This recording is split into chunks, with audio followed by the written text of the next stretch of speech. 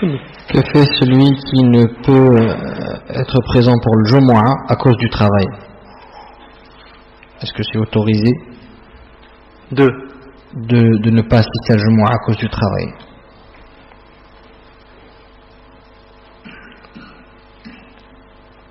C'est autorisé.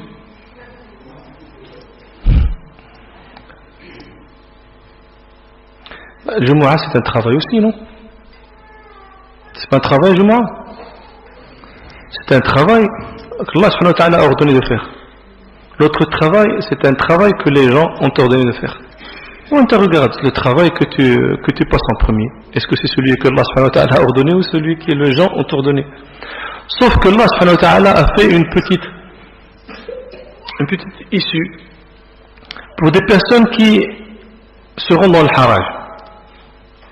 Le prophète sallallahu alayhi wa sallam a dit dans son hadith que vous connaissez tous que celui qui ne se présente pas, qui ne participe pas, qui ne fait pas 3 Jumu'at suivis, c'est quelqu'un qui aurait un sceau sur son cœur, c'est-à-dire que c'est un cœur scellé, fini de munafiq.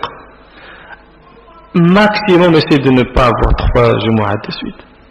Une Jumu'ah de présent, une Jumu'ah absent. Je ne dis pas que je te recommande ça, mais je te dis ça, c'est le fond, c'est le bas fond, tu ne peux pas descendre plus en bas. Allah. Il y a une question ici, est-ce qu'on a le droit d'assister à l'enterrement et mais aussi suivre... C'est ça ce que je vous dis. Je dis toujours, quand tu viens pour l'embauche, pourquoi tu ne dis pas le Jumu'ah, il faut que j'aille faire la prière? Ils posent eux leurs conditions, pourquoi tu ne poses pas toi aussi la tienne? Tu veux travailler à tout prix.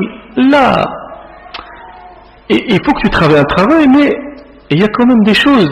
Tu ne peux pas négliger. À la limite, vous me donnez 1 heure ou 2 heures pour le Jumu'ah, je fais après 2 heures, 3 heures, mais c'est pas un problème, c'est pas un riba. Vous donnez-moi 2 heures, je vous en donne, je vous les retourne en 4 heures. Le Jumu'ah. Tu peux le faire. Vous ne faites pas l'effort de vous imposer un tout petit peu, vous ne le faites pas, vous avez peur, vous êtes timide, Et pourquoi vous êtes timide? Pour les choses que vous devrez être timide pour, vous ne l'êtes pas.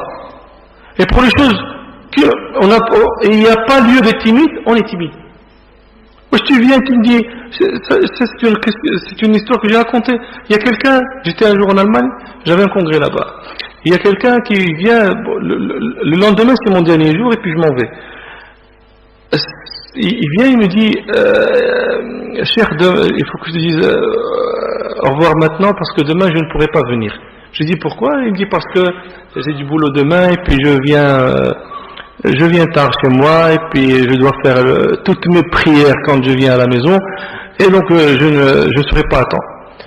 Quand il me dit je ferai toutes mes prières, je dis mais pourquoi tu ne fais pas tes prières à temps? Il me dit non parce que je travaille dans un secteur, c'était dans un commerce et puis le propriétaire ne me laisse pas faire la prière. Je lui dis est-ce que tu lui en as déjà parlé? Il me dit non. Qu'est-ce qui t'en empêche? Qu'est-ce qui t'en empêche? Demande-lui, dis-lui, je suis musulman, je dois faire le dohr. Au moment du dohr, je dois faire l'asr. Il me dit non, je lui dis, écoute, promets-moi que tu lui en parleras demain. Je lui dis, oui, il me dit, cher, je te promets, je vais lui en parler. Le lendemain, je le vois. Il est venu, il m'a pris dans ses bras, il allait me casser les côtes tellement il était content. Il me dit, cher, aujourd'hui, j'ai prié le dohr en son temps depuis je ne sais plus combien de temps. J'étais en train de pleurer en faisant ce jour tellement j'étais content que j'étais en train de faire ma prière en ce moment. Il dit, cher, tu sais ce qui est aberrant? Je lui dis, c'est quoi? Il me dit, le propriétaire du commerce est un musulman. Et quand il lui en a parlé, il dit, mais pourquoi tu ne me l'as pas dit auparavant? Et vous avez le cas de cette personne-là, c'est le cas de plusieurs d'autres comme elle. Mais il faut faire un effort. Combien de fois il y a le français, le patron d'usine, etc. Ça, c'est quelqu'un que je connais, c'est un vieillard, c'est un travail manuel, donc ce n'est même pas un docteur ou un ingénieur qui peut se permettre de poser des conditions. C'est le bas de l'échelle. Ce sont la première génération qui est venue pour travailler et il se cachait dans son usine pour faire sa prière. Il y avait le patron d'usine, le contremaître, tout. Et lui, il ne pouvait pas ne pas prier. C'est un shelh. Il y en a des shelhs comme ça. Et sa prière, il faut prier, ça fait une... Un jour, il est pris sur le fait, en flagrant délit de prier.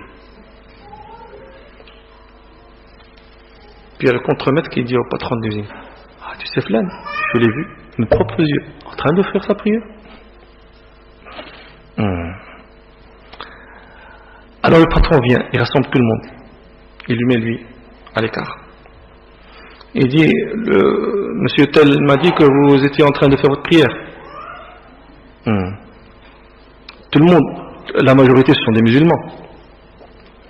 Le patron, qu'est-ce qu'il lui dit après? Il dit, toi, quand tu veux faire ta prière, tu vas à la mosquée. Le Jumu'ah, tu fais tout à la mosquée. À ce moment-là, les musulmans, les autres, oh, nous aussi, personne d'autre ne bouge. Lui uniquement. Il n'a même pas eu le besoin de demander. Le français l'a fait. Pourquoi? Ça fait bain, très clair. Celui-là, la chose, il la prend au sérieux. Juste une récréation de plus. Vous ne faites pas l'effort. Ça fait. Et puis vous oubliez toujours que celui qui a le cœur des gens entre ses mains, c'est Allah Ta'ala. Pas vos cœurs à vous uniquement, même le cœur des patrons. Un chrétien, un juif, un français, un polonais, un chouah de gaz, un qamar. Allah Subhanahu wa Ta'ala, c'est son cœur, c'est entre les mains d'Allah Ta'ala. Tlab Allah Ta'ala. Tlab Allah Ta'ala. Implore Allah, mais implore. C'est un dua de quelqu'un qui est dans le besoin. أما يجيب المضطر إذا دعاه والله أعلم.